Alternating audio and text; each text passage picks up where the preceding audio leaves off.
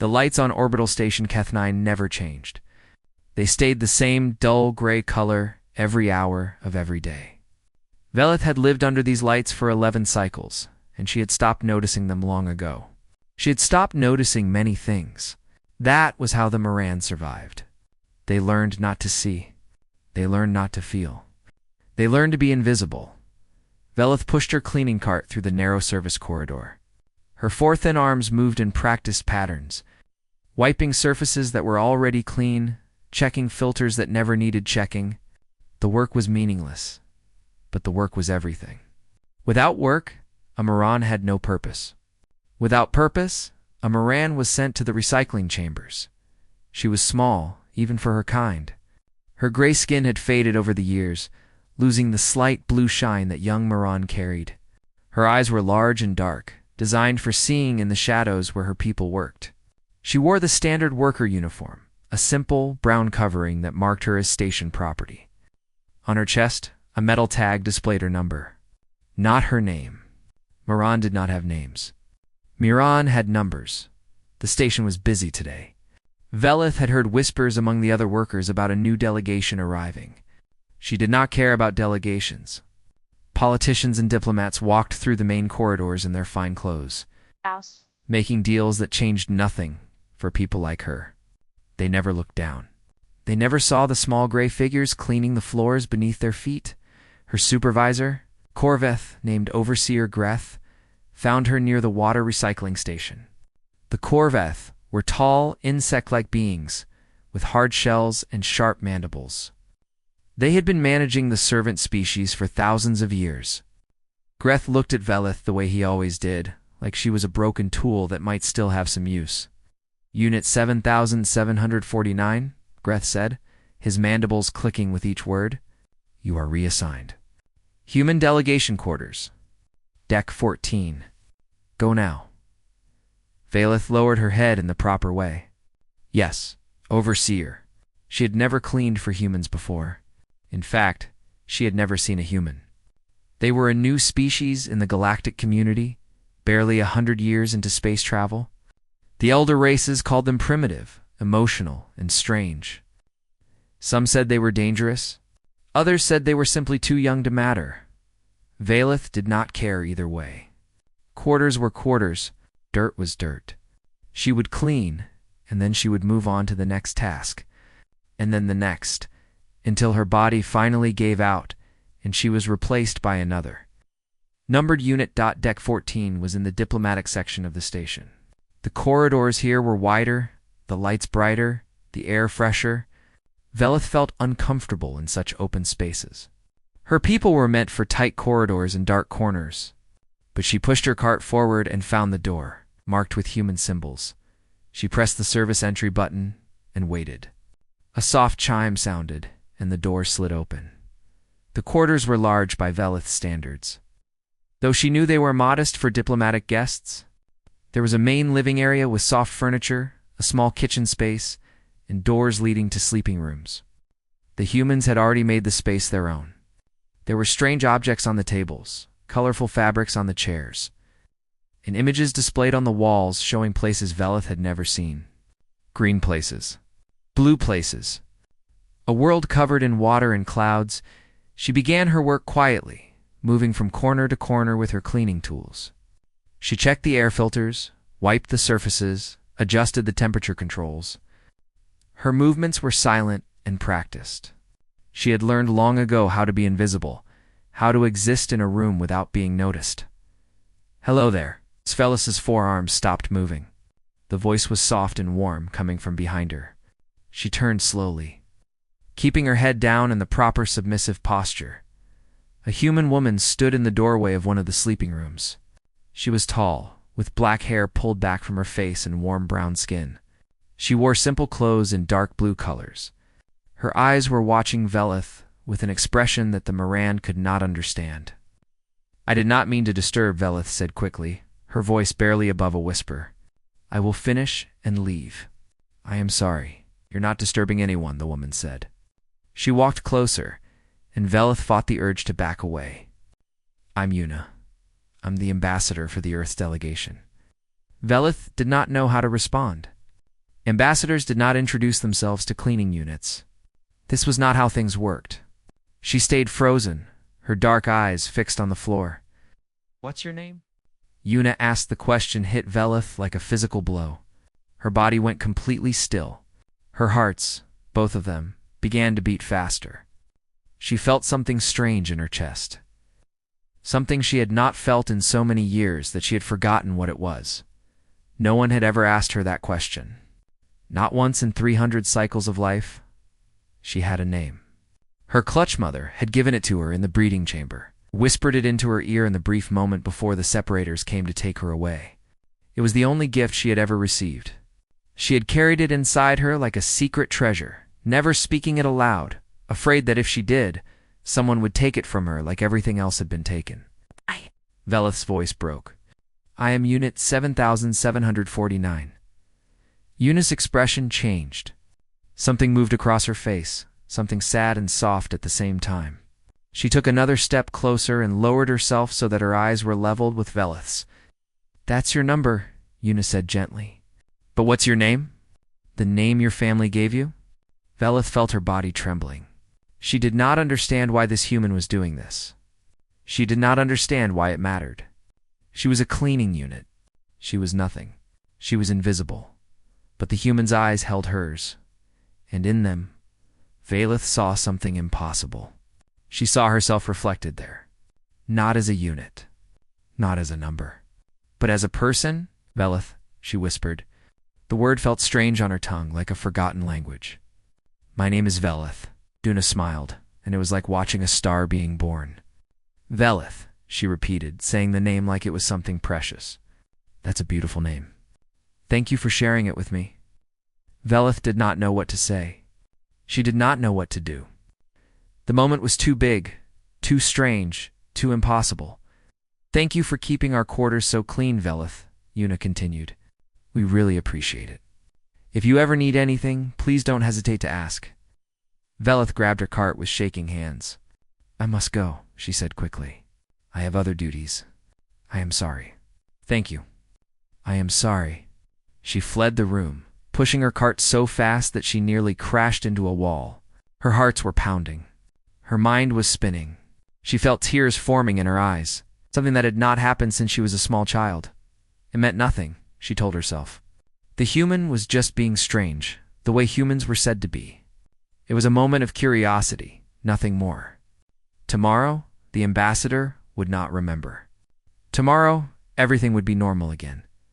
But as Velith returned to the service corridors, as the gray lights surrounded her once more, she found that she could not stop trembling. She could not stop hearing her own name in that soft, warm voice. Someone had asked. Someone had wanted to know, and for the first time in 300 cycles, Velith felt something she had thought was lost forever. She felt seen. 3 rotations passed on. Orbital Station Keth 9. The lights stayed gray. The corridor stayed cold. The work continued, as it always did. Endless and meaningless and necessary. Velith tried to forget what had happened in the human quarters. She told herself it was a strange moment, nothing more. The ambassador had been curious about an alien species. That was all. Humans were young and foolish. They did not understand how the galaxy worked. They would learn soon enough that some beings were meant to be seen, and others were meant to be invisible. But Velith could not forget. Every night, as she lay in her small sleeping pod among hundreds of other Moran workers, she heard the echo of her own name. The way the human had said it, like it mattered. Like she mattered. It was dangerous to feel this way. Velith knew this. Moran, who started believing they were people, did not last long. They made mistakes. They looked up when they should look down. They spoke when they should stay silent. And then they disappeared, taken away to the recycling chambers. Their numbers assigned to new units fresh from the breeding stations. She buried the feeling deep inside her, focused on her work. Clean, check, move, repeat. This was her life. This was all her life would ever be. On the 4th day, Overseer Greth reassigned her to the cargo processing center on Deck 7. It was hard work. Sorting containers and cleaning loading equipment, but Velith was grateful for it. Deck 7 was far from the diplomatic section. She would never have to see the humans again. She would never have to remember. She was pushing a heavy container across the loading floor when it happened. The main corridor door opened, and a group of beings walked through. Velith saw them from the corner of her eye, but did not look up. Looking up was forbidden for her kind. But she heard voices, and one of those voices was familiar. "The trade negotiations are going well," a male voice said. "The Corvith are difficult, but I think we're making progress. Keep pushing on the labor clauses," a female voice replied. "I won't sign anything that doesn't address basic rights for all workers on these stations." Velis's hands froze on the container. She knew that voice. It was the ambassador, Y. Yuen. She lowered her head further, trying to disappear into the shadows of the cargo bay. The humans would walk past. They would not notice her. She was just another gray figure among the machinery, invisible as always. "It feeleth." Her name rang across the cargo bay like a bell. Velith's entire body went stiff. She slowly raised her head and saw Eunice standing in the middle of the corridor, one hand raised in greeting, a bright smile on her face. The ambassador had stopped her entire group to call out to a cleaning unit.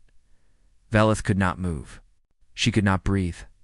Around her, the other Moran workers stared with wide eyes. The Corveth's supervisor on duty, an older female with cracked mandibles, made a sound of confusion. Yuna walked toward her, and a young human male followed. He was tall and thin, with kind eyes and dark hair that fell across his forehead. He looked at Velith with the same warm expression as the ambassador. "How are you, Velith?"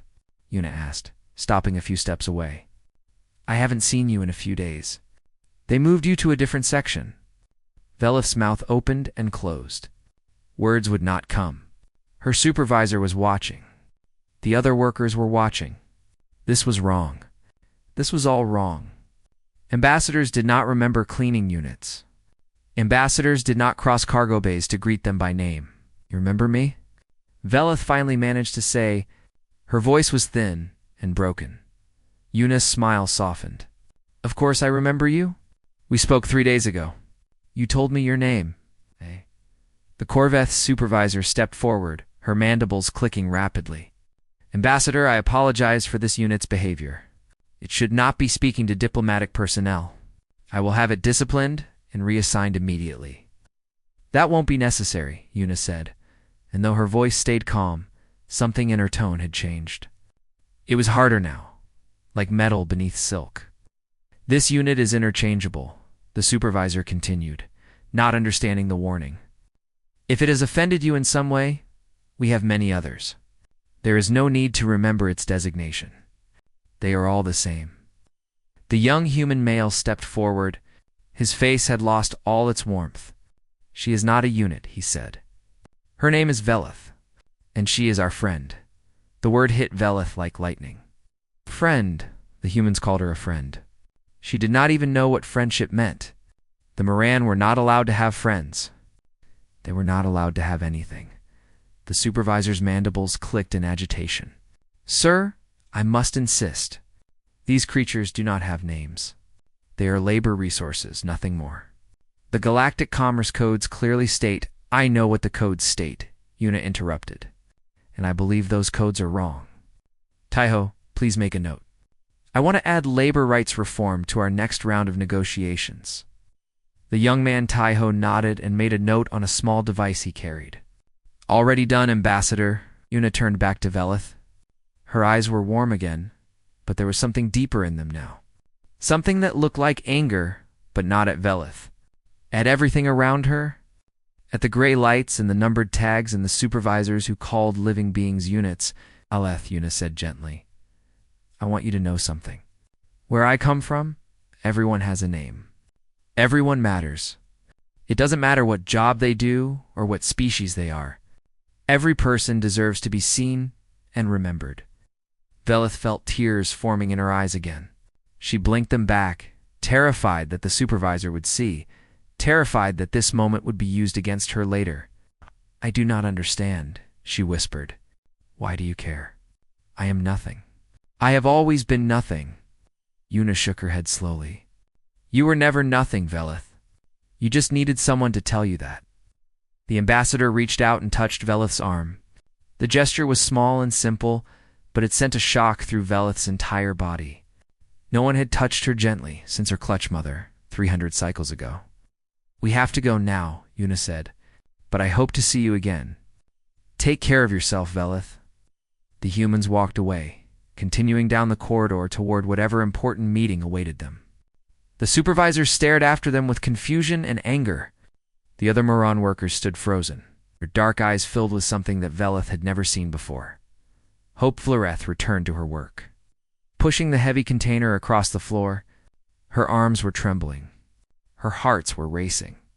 But for the first time in her long life, she did not feel invisible. The humans had remembered her. Not because they needed something from her. Not because she was useful. They remembered her because she was Velith, and that was enough. That night, in her sleeping pod, Velith did something she had never done before. She whispered her name to herself in the darkness. "Velith," she said softly. "My name is Velith." And in the pods around her, she heard other voices, other Moran, whispering names that had been buried for centuries. Something had begun. Something that could not be stopped. The humans had planted a seed. And it was already starting to grow. Word traveled fast through the service, corridors of Kethnine. It moved through whispers in maintenance shafts, through glances in crowded sleeping quarters, through small gestures that the overseers could not see. The servant species had developed their own language over thousands of years, a silent way of sharing secrets beneath the notice of their masters, and the secret they shared now was the most dangerous one of all. The humans remembered names. Velith became something she had never expected to be. She became a symbol. Other Moran sought her out during rest periods, gathering in shadowed corners of the station to hear her story. They wanted to know what it felt like. They wanted to know if it was real. "She called you by name?" a young Moran worker asked, her eyes wide with wonder. "An ambassador?" "She stopped in the corridor and spoke your name." "Yes," Velith said. She still could not quite believe it herself. She remembered me from days before. She asked how I was. The workers made sounds of amazement. For them, this was like hearing that the stars had changed color, or that gravity had stopped working. It went against everything they knew about the universe and their place in it. But it was not just the Moran who were listening. The servant species on Kethnine were many. There were the Talori, large beings with rough gray skin who carried cargo too heavy for machines. There were the Veth, small, quick creatures with clever hands who worked in the tight spaces of the station's machinery. There were dozens of other species, each bred or conquered for specific tasks, all of them invisible to the masters who used them. A Talori cargo handler named Cerise found Velith. One evening in a storage corridor, he was massive, twice her height and 5 times her weight, but he moved carefully, afraid to be noticed. His small eyes darted around, checking for overseers. "You are the one," Cerise said, his voice a deep rumble. "The one the humans spoke to." Velith nodded, uncertain. The Talori and Moran rarely talked to each other. The masters kept the servant species separated, suspicious of what might happen if they came together. "I need to tell you something," Cerise said. He lowered himself so his face was closer to hers. "The humans spoke to me too." Velith's heart jumped. "They did?" "I was moving equipment for their ship," Cerise explained. "One of them, a young male called Jiho, he watched me work. When I finished, he thanked me. He asked my designation." Cerise paused, and Velith saw something she had never seen on a Talori face. Emotion, pain, and joy mixed together. "I told him I had no name. We Talori are not given names. We are given numbers when we are born and taken from our mothers." Cerise's voice grew thick. The human looked so sad. "He asked if he could give me a name. He said on his world there was a beautiful flower called a cerise. He said it was strong and could grow anywhere, even in hard places." Velith felt tears forming in her eyes. "That is a good name." "I did not know names could feel like this," Cerise said. "Like something that belongs to you. Like something no one can take away." More stories came. A Veth worker named Orin, who had been repairing lights in the human quarters. told of how the ambassador's translator, a woman named Hannah, had sat with him and asked about his life. She had listened, truly listened, as he described the cramped tunnels where his people lived and worked. She had written down his words, and when she left, she had bowed to him and used his name. "No one has ever bowed to a Veth," Oren said, still stunned by the memory. "We bow to everyone. Everyone bows to us." The story spread faster than anyone could track. The humans, it seemed, remembered everyone they met. The cook who served their breakfast, a tired old moron who had worked the food stations for 50 cycles. The dock worker who guided their shuttle to landing. The technician who fixed their communication equipment. Every single one of them had been asked their name. Every single one of them had been seen. The servant species began to gather in secret. Not to plan rebellion, not yet. They gathered simply to speak their names to each other. It was such a small thing, but it felt enormous. Revolutionary. "My name is Velith. My name is Cerise. My name is Oren." One by one, they claimed the pieces of themselves that had been taken away. Some cried as they spoke, overwhelmed by feelings they had no words for. Others stood tall for the first time in their lives. Finally understanding what they had been missing, not all the servant species had names to share. Many, like Cerise, had never been given one. For them, the group did something beautiful. They named each other. They looked at their friends and saw them, truly saw them, and gave them names that fit. A small Veth female who moved like water was named Mira. A strong Talori male with scars across his back was named Keth. After the station where they had all suffered together, an ancient Moran woman who had survived longer than anyone could remember was named Elder, because she had earned it. The overseers noticed the changes. Of course they did. The servant species were standing differently. They were making eye contact for half a second too long. They were moving with a strange new energy that made the masters uncomfortable. "Something is happening with the labor units," Overseer Greth reported to the station commander. "They are behaving unusually. I recommend increased surveillance and perhaps some examples made to remind them of their place." But the station commander was distracted by trade negotiations and diplomatic schedules. He waved away Greth's concerns. "They are just animals. What could they possibly do? Keep them working and stop bothering me with small matters." Greth obeyed, but his mandibles clicked with worry. He had managed servant species for a long time. He knew when something was wrong. Meanwhile, the humans continued their work. Ambassador Yuna met with trade councils. Taiho negotiated contracts. Hannah translated endless documents. Jiho maintained their ship and equipment. They went about their duties like any other delegation. But everywhere they went, they left names behind. They left the simple truth that every being they met was worthy of being remembered. One night, Leth stood in a maintenance shaft with 30 other workers from 5 different species.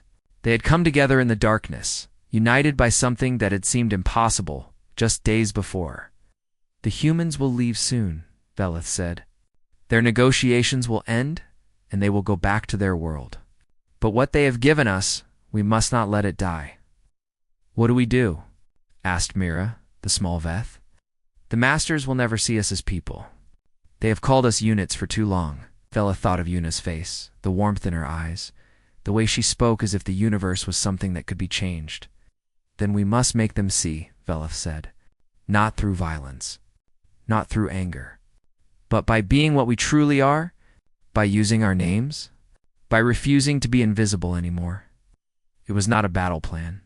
It was something more powerful. It was a decision to exist, and across the station. In service corridors and maintenance shafts and crowded sleeping quarters, the servant species whispered. Their names in the darkness, the seed the humans had. Planted was growing roots soon. It would break through the surface. The Galactic Council. Chamber was the largest room on Keth 9, a massive circular hall that could hold representatives from 1,000 worlds.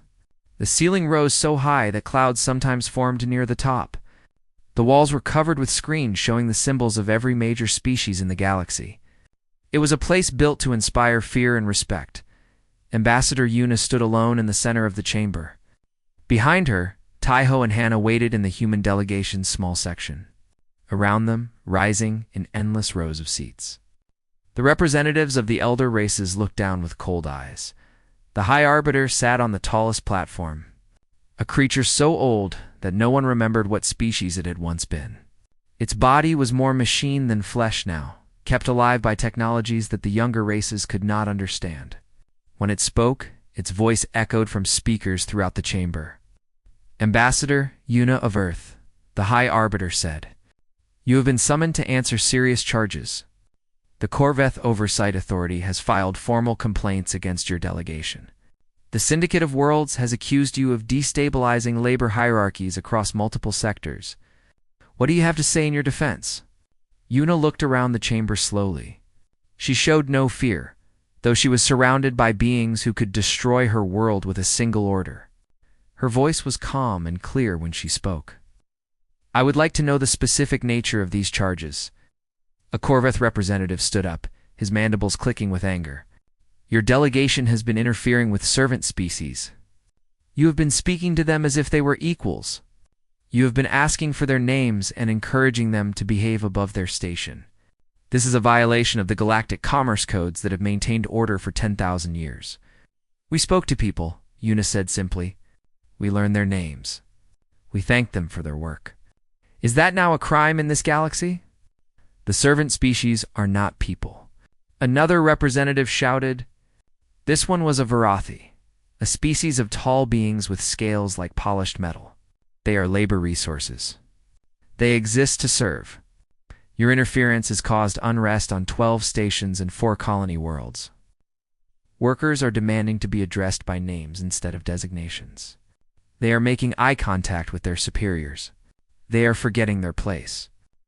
Una listened to all of this without changing her expression. When the chamber finally quieted, she spoke again.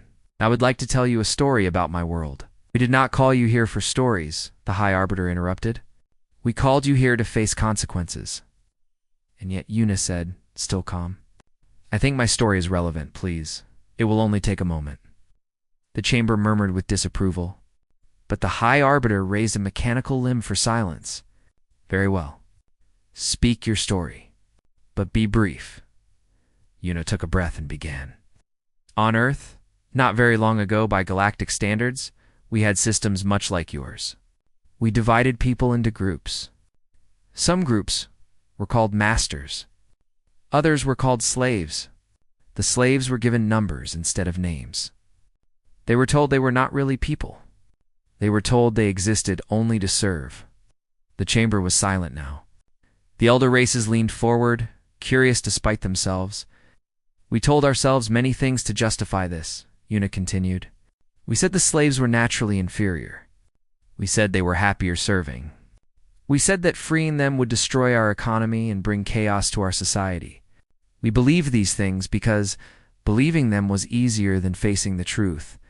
And what truth was that?" the Varathi representative asked, his voice sharp with challenge. Una turned to face him directly. "That they were exactly like us. That they had dreams and fears and loves and hopes. That they were people, and we had simply decided not to see them." "Your species was weak," a Corveth representative sneered. "You were ruled by emotion instead of logic.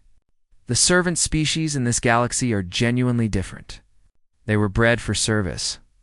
They do not have the same inner lives as the ruling races." "That is what we told ourselves too," Una said. "We were wrong. We discovered that every being we had dismissed as less than ourselves was capable of creativity, of love, of heroism.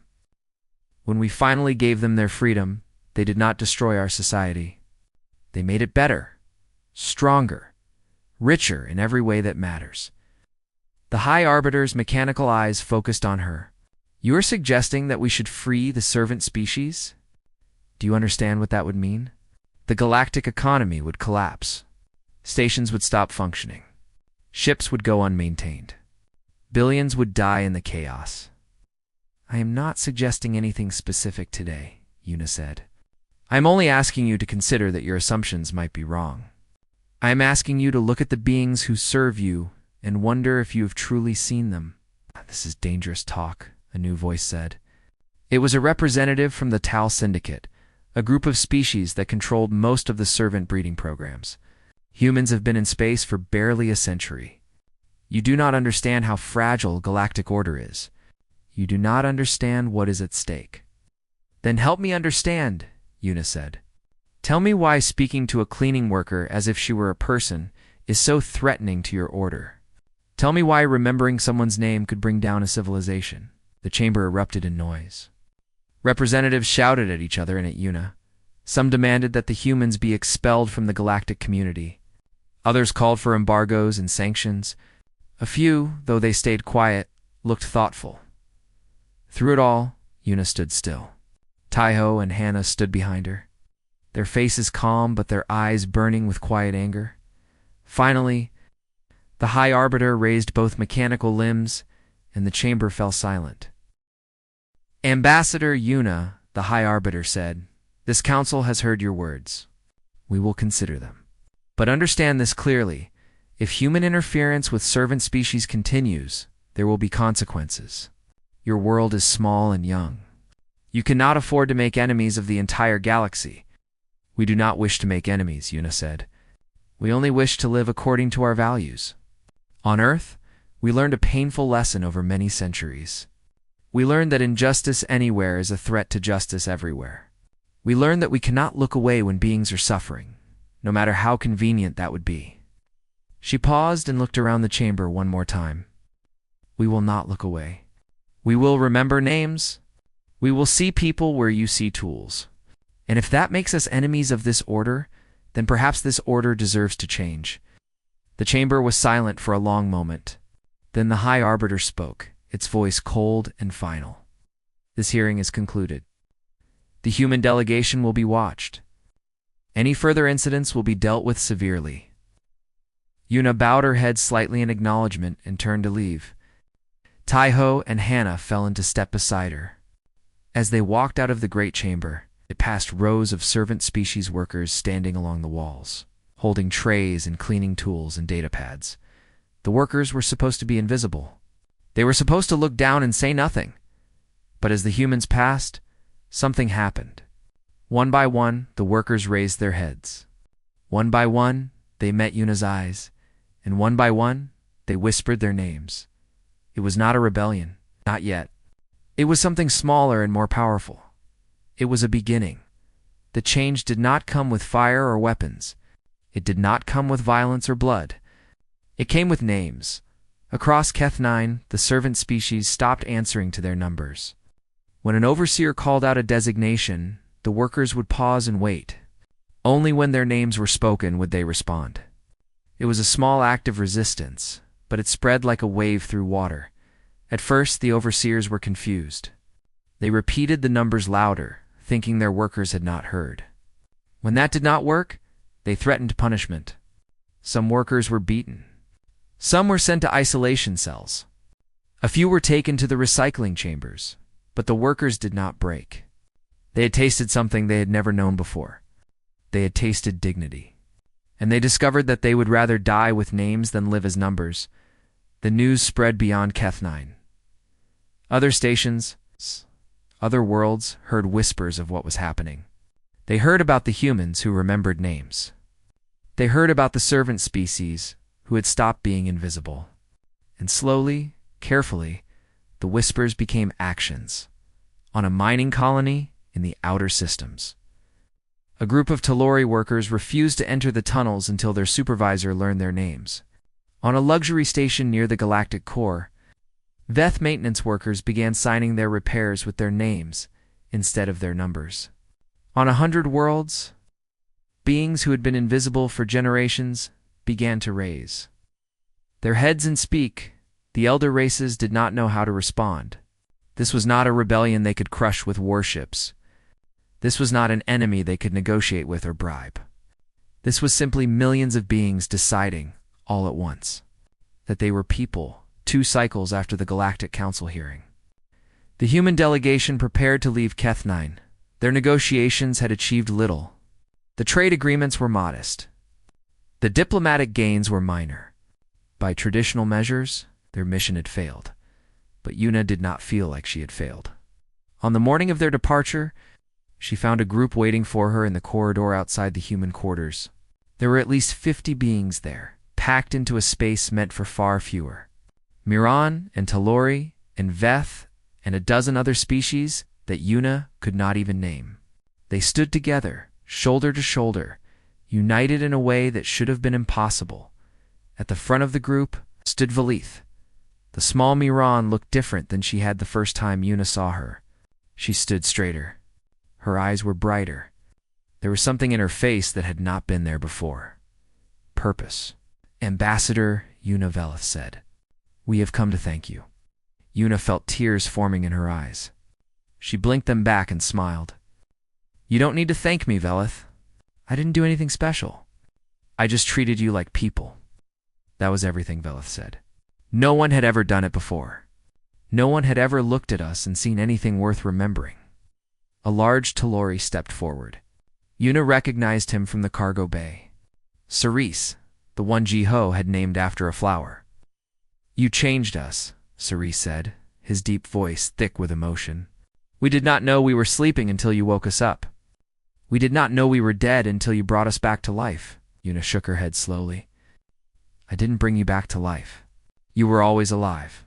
You were always people. You just needed someone to remind you why. Asked a small Veth near the back of the group. Why do humans care? The other species have been coming to this station for thousands of years. They walk past us every day. They never see us. But you saw us. Why? Yuna thought about the question. It was a good question. It deserved a real answer. On my world, she said finally, there is an old belief. It comes from many different cultures in many different forms, but the idea is the same. We believe that to speak someone's name is to acknowledge their soul.